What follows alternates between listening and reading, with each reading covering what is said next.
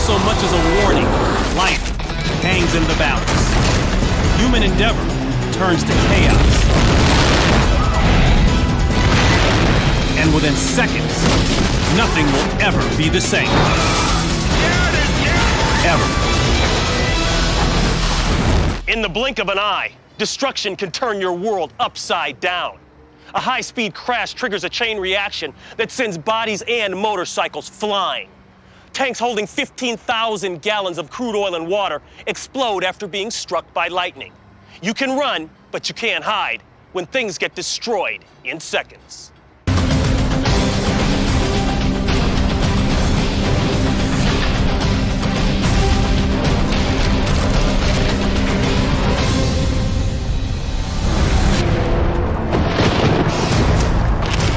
May 14th, 2009.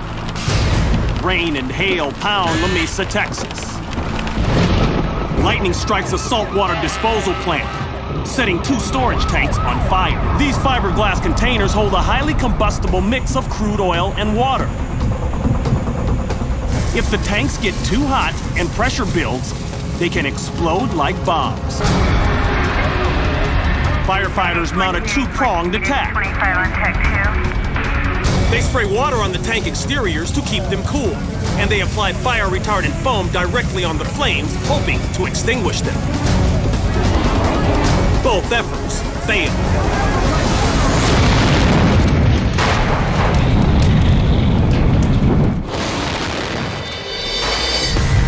The pipes that run between the tanks are not equipped with shutoff valves. This allows burning oil to travel from the flaming tank to a second tank, igniting it on fire. A pressure valve blows off, allowing an intense burst of flame to escape. A firefighter drops his hose and runs. Then, the 25-foot tall tank explodes. It rockets into the sky and lands 75 yards away. Moments later, a second tank explodes.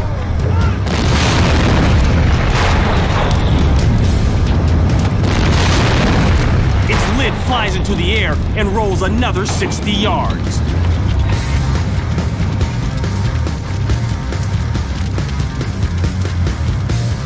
This is how the tanks are supposed to react, with their lids blowing off under high pressure.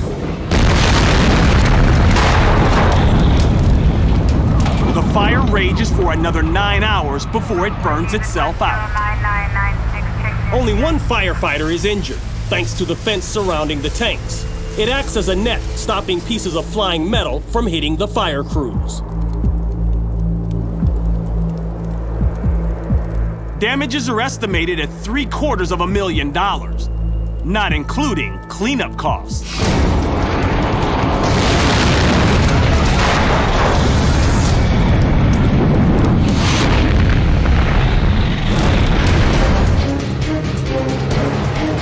June 12, 1999. The 43rd Paris Air Show attracts aerospace fans from over 40 countries. 300,000 spectators watch a demonstration of Russia's most advanced fighter jet, the Sukhoi Su-30. With a maximum speed of 1,320 miles per hour, the strike fighter is designed for both air and ground attack missions. The Russian pilot performs a descending spiral known as a flat corkscrew. Traveling at a 60-degree angle to the Earth, he completes 3 barrel rolls. But something goes wrong when he tries to pull out.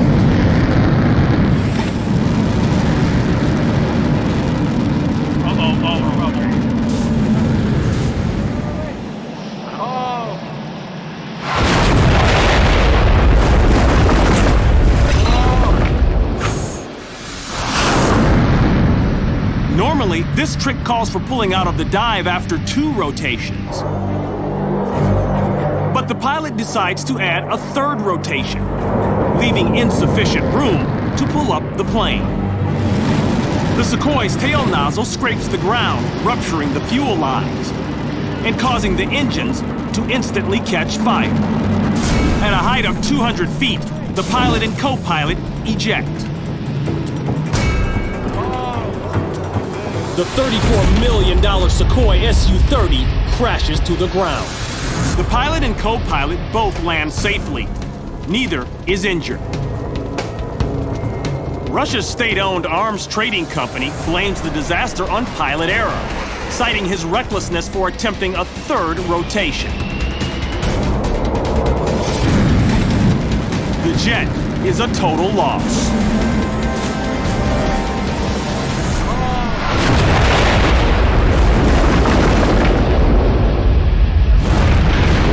And they're off and we're away. The Superbike World Championship Series is underway in Assen, the Netherlands. A Superbike is a street motorcycle that has been modified into a high-performance racing bike. They can reach speeds over 180 miles per hour on the asphalt track.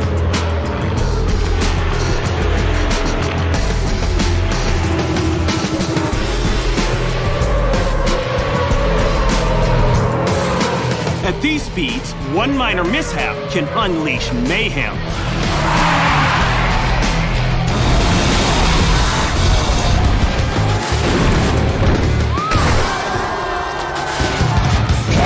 Two bikes down. Oh, another one down as well. Bikes going up everywhere. Oh, this is mayhem. So red flag. They've red flagged this race. That is absolutely extraordinary. Bikes flying all over the place, just missing people. The engine on the number 91 bike catches fire.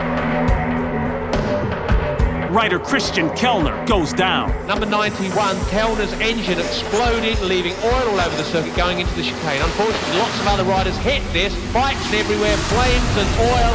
The race stopped. As Kellner slams into the foam barrier, a flying motorcycle grazes his head.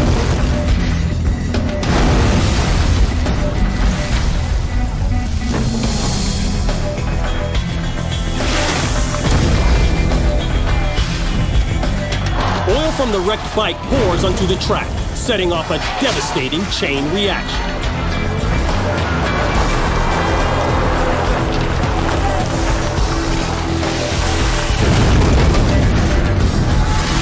A total of 6 riders go down in the massive pileup.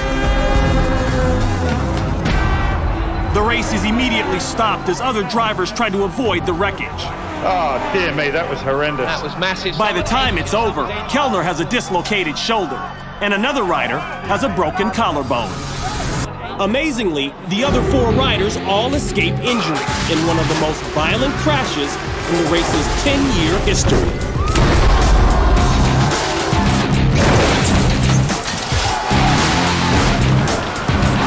Bikes going up everywhere. Oh, this is mayhem.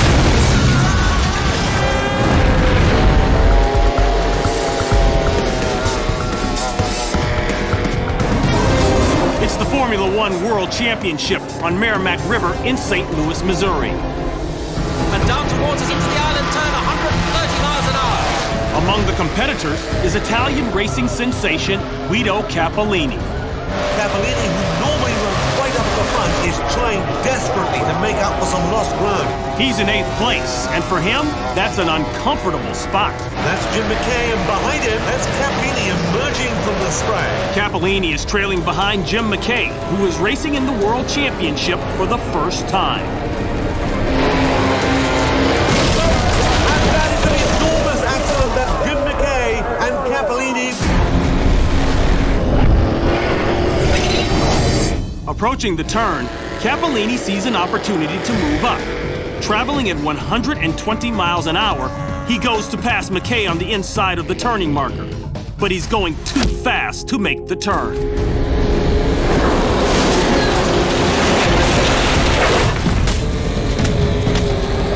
Boat fragments litter the water, but the 2 racers are nowhere to be seen. There has been a gigantic collision. On the left of your picture there, Cappellini is out. He's out. But Jim McKay is upside down on the island there, and no sign of him at the moment. McKay is trapped inside his boat. They're going to have a great deal of difficulty getting to him.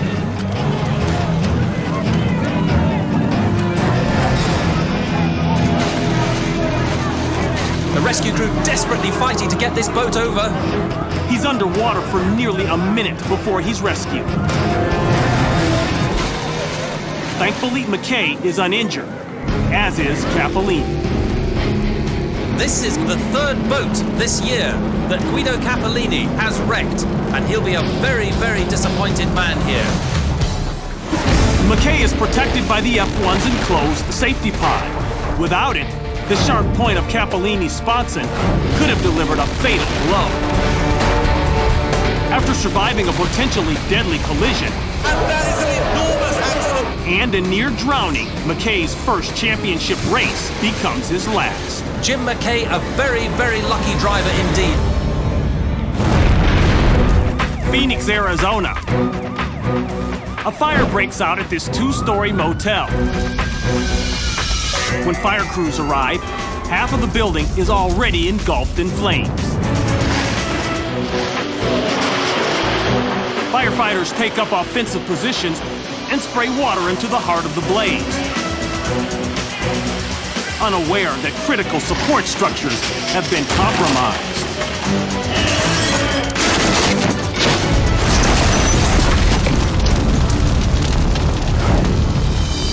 As the firefighters attempt to enter the room, the roof crashes down, knocking the men to the ground and burying them under flaming debris.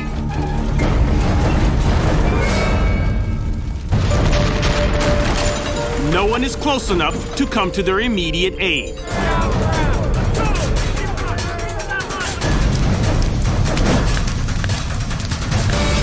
The firefighter on the right manages to get up. He struggles to push a burning section of the roof off his partner. Moments later, a second yellow helmet emerges.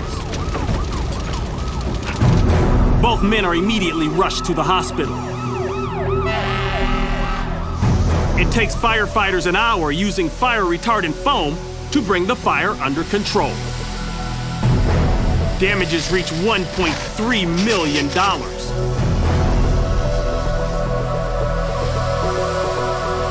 Fortunately, all employees and guests escape unharmed. Thanks to their safety equipment and training, the two injured firefighters suffer only minor injuries. Both are released from the hospital that evening.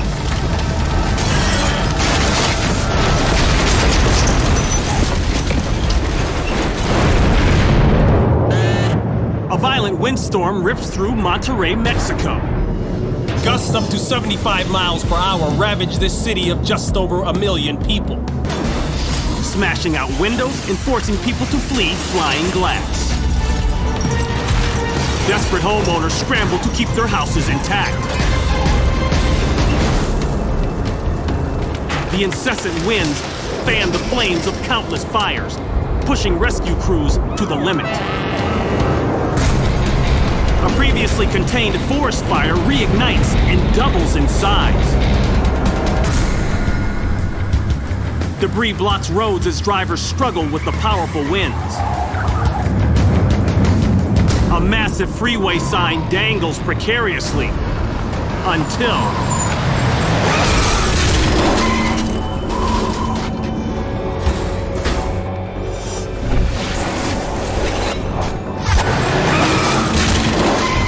the bus can't avoid the 6-ton metal sign.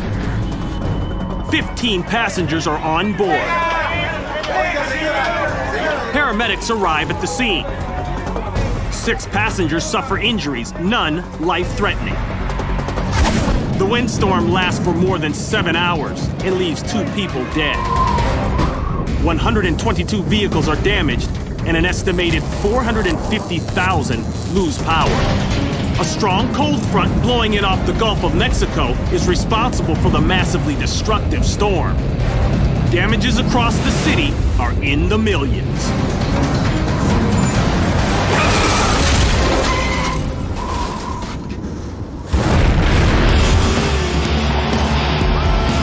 It's Saturday night at California's Santa Maria Speedway, where an IMCA non-wing sprint car race is underway. These 850 horsepower machines do not have fenders or bumpers. which makes crashing from hitting an opponent's tire a constant risk.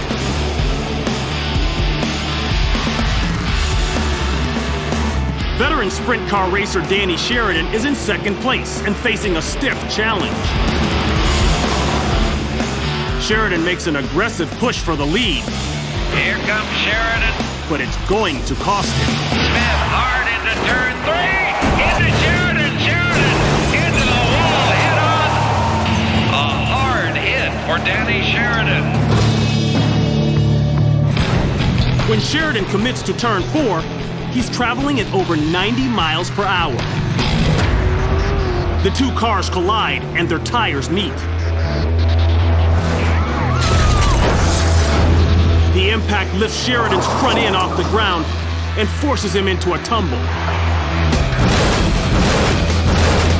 dislodging his gas tank and launching him 10 feet high into the safety fence. Hard hit. Emergency crews rush to the smoking wreckage.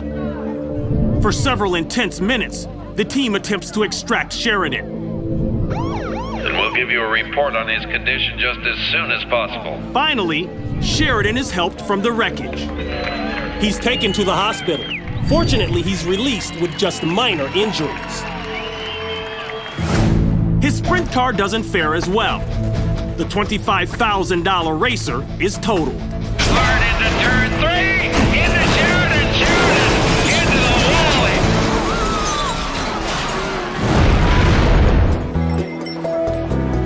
It's a quiet Sunday afternoon in Hutchinson, Kansas. A clerk in the Dollar General store is on duty when a 67-year-old customer walks in. The woman strolls the aisles, unaware that her leisurely shopping trip is about to turn to chaos.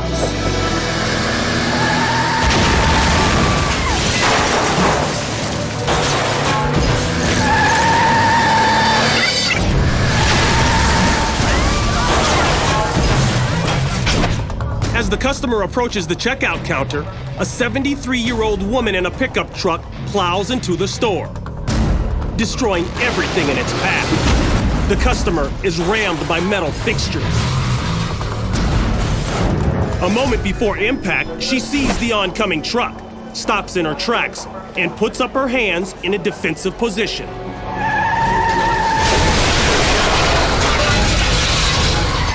She's left sitting in the middle of smashed shelving and fallen items. She tries to get up, holding on to the metal fixtures for support. The clerk calls 911, then attends to the customer who's injured and unable to stand. Finally, the police arrive. 7025. They take the driver to the back of the store and administer a field sobriety test, which she passes. Meanwhile, EMTs stabilize the customer. They strap her to a backboard and take her to the hospital. She's only slightly injured and makes a full recovery. The driver of the truck is uninjured. She claims the vehicle malfunctioned and accelerated on its own as she was parking.